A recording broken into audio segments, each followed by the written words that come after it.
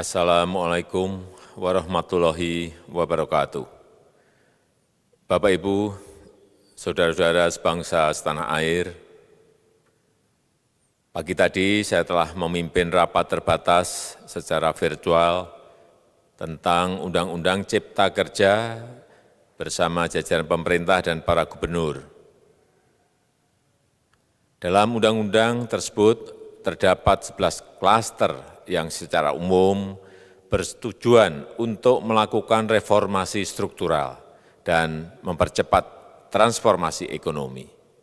Adapun klaster tersebut adalah urusan penyederhanaan perizinan, urusan persyaratan investasi, urusan ketenagakerjaan, urusan pengadaan lahan, urusan kemudahan berusaha, urusan dukungan riset dan inovasi, urusan administrasi pemerintahan, urusan pengenaan sanksi, urusan kemudahan pemberdayaan dan perlindungan UMKM, urusan investasi dan proyek pemerintah, serta urusan kawasan ekonomi. Dalam rapat terbatas tersebut, saya tegaskan mengapa kita membutuhkan Undang-Undang Cipta Kerja. Pertama, setiap tahun ada sekitar 2,9 juta penduduk usia kerja baru, anak muda yang masuk ke pasar kerja, sehingga kebutuhan atas lapangan kerja baru sangat-sangat mendesak. Apalagi di tengah pandemi, terdapat kurang lebih 6,9 juta pengangguran dan 3,5 juta pekerja terdampak pandemi COVID-19. Dan sebanyak 87% dari total penduduk bekerja memiliki tingkat pendidikan setingkat SMA ke bawah, di mana 39% berpendidikan sekolah dasar. Sehingga perlu mendorong penciptaan lapangan kerja baru, khususnya di sektor padat karya. Jadi, Undang-Undang Cipta Kerja bertujuan untuk menyediakan lapangan kerja sebanyak-banyaknya bagi para pencari kerja serta para pengangguran. Kedua, dengan Undang-Undang Cipta Kerja akan memudahkan masyarakat, khususnya usaha mikro kecil, untuk membuka usaha baru. Regulasi yang tumpang tindih dan prosedur yang rumit dipangkas. Perizinan usaha untuk usaha mikro kecil UMK tidak diperlukan lagi, hanya pendaftaran saja. Sangat simpel. Pembentukan PT atau perseroan terbatas juga dipermudah. Tidak ada lagi pembatasan modal minimum. Pembentukan koperasi juga dipermudah. Jumlahnya hanya 9 orang saja. Koperasi sudah bisa dibentuk. Kita harapkan akan semakin banyak koperasi-koperasi di tanah air. UMK, usaha mikro kecil yang bergerak di sektor makanan dan minuman, sertifikasi halalnya dibiayai pemerintah, artinya gratis. Izin kapal nelayan penangkap ikan misalnya, hanya ke unit kerja Kementerian KKP saja. Kalau sebelumnya harus mengajukan ke Kementerian KKP, Kementerian Perhubungan, dan instansi-instansi yang lain. Sekarang ini cukup dari unit di Kementerian KKP saja. Ketiga, Undang-Undang Cipta Kerja ini akan mendukung upaya pencegahan dan pemberantasan korupsi. Ini jelas karena dengan menyederhanakan, dengan memotong, dengan mengintegrasikan ke dalam sistem perizinan secara elektronik, maka pungutan liar, pungli dapat dihilangkan.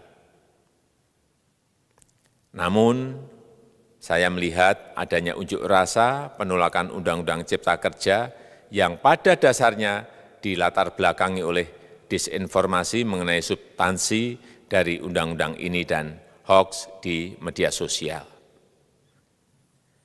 Saya ambil contoh, ada informasi yang menyebut tentang penghapusan UMP, upah minimum provinsi, UMK, upah minimum kota kabupaten, UMSP, upah minimum sektoral provinsi.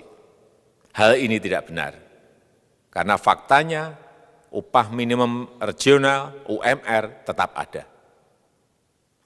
Ada juga yang menyebutkan bahwa upah minimum dihitung per jam. Ini juga tidak benar. Tidak ada perubahan dengan sistem yang sekarang. Upah bisa dihitung berdasarkan waktu dan berdasarkan hasil.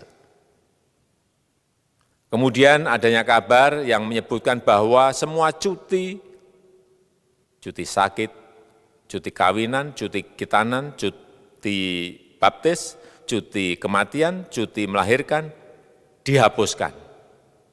Dan tidak ada kompensasinya. Saya tegaskan juga ini tidak benar. Hak cuti tetap ada dan dijamin. Kemudian apakah perusahaan bisa mem-PHK kapanpun secara sepihak? Ini juga tidak benar. Yang benar, perusahaan tidak bisa me-PHK secara sepihak. Kemudian juga pertanyaan mengenai benarkah jaminan sosial dan kesejahteraan lainnya hilang. Yang benar, jaminan sosial tetap ada. Yang juga sering diberitakan tidak benar adalah mengenai dihapusnya AMDAL, analisis mengenai dampak lingkungan. Itu juga tidak benar. AMDAL tetap ada. Bagi industri besar harus studi AMDAL yang ketat. Tetapi bagi UMKM lebih ditekankan pada pendampingan dan pengawasan. Ada juga berita mengenai Undang-Undang Cipta Kerja ini mendorong komersialisasi pendidikan. Ini juga tidak benar. Karena yang diatur hanyalah pendidikan formal di kawasan ekonomi khusus, di KEK. Sedangkan perizinan pendidikan tidak diatur di dalam Undang-Undang Cipta Kerja ini. Apalagi perizinan untuk pendidikan di pondok pesantren. Itu tidak diatur sama sekali dalam Undang-Undang Cipta Kerja ini. Dan aturannya yang selama ini ada tetap berlaku. Kemudian diberitakan bahwa keberadaan bank tanah. Bank tanah ini diperlukan untuk menjamin kepentingan umum, kepentingan sosial, kepentingan pembangunan nasional, pemerataan ekonomi, dan konsolidasi lahan serta reforma agraria. Ini sangat penting untuk menjamin akses masyarakat terhadap kepemilikan tanah, kepemilikan lahan. Dan kita selama ini tidak memiliki bank tanah. Saya tegaskan juga bahwa Undang-Undang Cipta Kerja ini tidak melakukan resentralisasi kewenangan dari pemerintah daerah ke pemerintah pusat. Tidak ada. Perizinan berusaha dan pengawasannya tetap dilakukan oleh pemerintah daerah sesuai dengan NSPK, norma, standar, prosedur, dan kriteria yang ditetapkan pemerintah pusat. Ini agar dapat tercipta standar pelayanan yang baik di seluruh daerah. Dan penetapan NSPK ini dapat nanti akan diatur di dalam PP atau peraturan pemerintah. Selain itu, kewenangan perizinan untuk non-perizinan berusaha tetap ada di Pemda, sehingga tidak ada perubahan. Bahkan kita melakukan penyederhanaan, melakukan standarisasi jenis dan prosedur berusaha di daerah.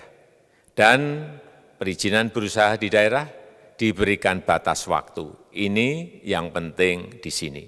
Jadi ada service level of agreement.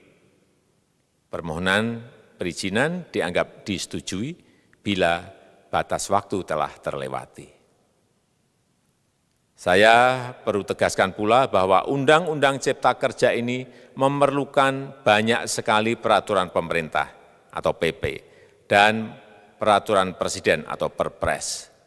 Jadi setelah ini akan muncul PP dan Perpres yang akan kita selesaikan paling lambat 3 bulan setelah diundangkan. Kita pemerintah membuka dan mengundang masukan-masukan dari masyarakat dan masih terbuka usulan-usulan dan masukan dari daerah-daerah. Pemerintah berkeyakinan melalui Undang-Undang Cipta Kerja ini jutaan pekerja dapat memperbaiki kehidupannya dan juga penghidupan bagi keluarga mereka.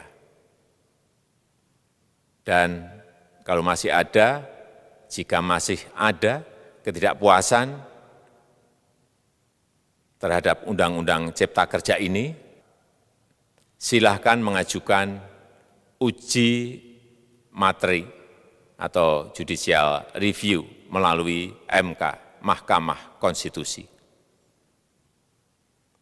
Sistem ketatanegaraan kita memang mengatakan seperti itu. Jadi, kalau masih ada yang tidak puas dan menolak, silahkan diajukan uji materi ke MK. Saya rasa itu yang bisa saya sampaikan pada kesempatan yang baik ini. Terima kasih. Wassalamualaikum warahmatullahi wabarakatuh.